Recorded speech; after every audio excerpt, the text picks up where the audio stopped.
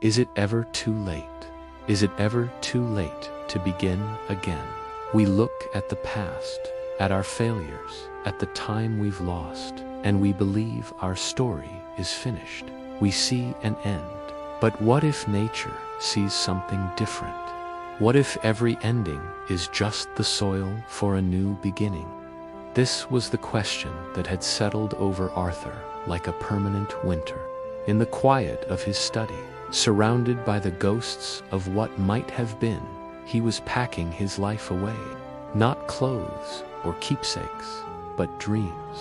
Old, brittle manuscripts for a book he never finished.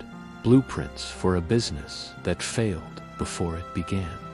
He taped a cardboard box shut, the sound echoing in the stillness. He blew a layer of dust from its surface, a small gray cloud of forgotten ambition. His shoulders slumped, heavy with the weight of decades. He looked down at his own hands, at the wrinkled skin and the prominent veins. He didn't see strength or experience. He saw only the end. He was a man who believed his chance had passed. The final page had been turned. The dusty room felt suffocating, a tomb for his former self, needing air, needing to escape the silent judgment of the packed boxes. Arthur walked. His feet led him, as they often did, to the edge of the community garden. He had passed it 1,000 times, a vibrant splash of life he only ever observed from a distance. Today, he entered. He found an empty bench and sat down, a portrait of defeat. Across the garden, a figure moved with a slow, deliberate grace. It was a woman, her hair the color of silver, her hands covered in dirt. She was patiently clearing a patch of what looked like dead winter soil, humming a soft, tuneless melody to herself. This was Ilara, the garden's patient steward. She worked not with frantic energy, but with a peaceful sense of purpose, as if she and the earth were old friends sharing a secret. Arthur watched her for a long time. He watched her pull withered stalks and tangled, lifeless vines from the ground. Each movement was gentle, respectful. Finally, his own sense of finality spilled out into the quiet air. His voice was little more than a whisper. It's hard work, clearing away the old, dead things. Sometimes it feels like that's all that's left. Ilara stopped her work. She looked up, her eyes clear and kind, and a genuine smile spread across her face. She didn't offer pity. She offered a different perspective. "Oh, but it's not dead," she said, her voice as warm as the afternoon sun. "It's just preparing." She gestured with a dirt-caked glove, inviting him to come closer. Arthur hesitated, then slowly rose and walked over to the patch of cleared earth. "What do you see?" she asked. Arthur looked down at the dark, bare ground. "I see nothing," he admitted. "It's empty." Ilara chuckled, a soft, pleasant sound. "Good." She reached for a large burlap sack resting beside her.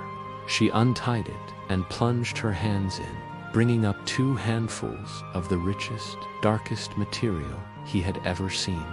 It smelled of earth and rain and the passage of time. "Last year's flowers," she said, letting the dark compost trickle through her fingers. "Last year's leaves, they died. They wilted, they fell." She knelt down and began to mix the dark, rich compost into the seemingly empty soil. Her hands moved with a practiced rhythm, but they did not end. They became this. They are the food for the new seed. She looked up at him, her gaze direct and full of a profound, simple truth. "The new beginning doesn't start from nothing, Arthur. It starts from this. It starts from all the strength and wisdom of the past. A bolt of lightning." That was the only way Arthur could describe it. A silent, stunning flash of understanding that illuminated everything. He looked at the rich, dark compost, the remains of what was once beautiful, now transformed into fuel for what was to come. Then he looked down at his own old hands. Suddenly, he didn't see an end. He saw history. He saw experience. He realized in that moment that back in his study, he wasn't packing away his past to be forgotten. He was gathering his compost, the failed book, the unrealized business, the missteps, and the moments of regret. They weren't the end of his story. They were the food. They were the rich, nutrient-dense material that would feed whatever came next. He wasn't empty. He was preparing. His soil was richer than it had ever been. Arthur walked back to his house, but his steps were different. The slump in his shoulders was gone, replaced by a straightness he hadn't felt in years. He went back into the dusty study, but the air no longer felt heavy. It felt full of potential. He walked directly to the box he had just sealed. With a decisive rip, he tore the tape away and opened the flaps. He reached inside and took out one of the old, yellowed manuscripts. He held it for a moment, not with pain, but with a newfound appreciation, like a gardener holding a prized bloom from a previous season. He smiled, a real smile that reached his eyes. Then he set the old manuscript aside. He reached into his desk drawer and took out a new, blank notebook and a pen. He opened it to the first clean, white page. He was not here to fix his old life. He was not trying to revive what had already passed. He was here to use it all, every triumph and every failure, as compost. He was here to plant something new. He was beginning again.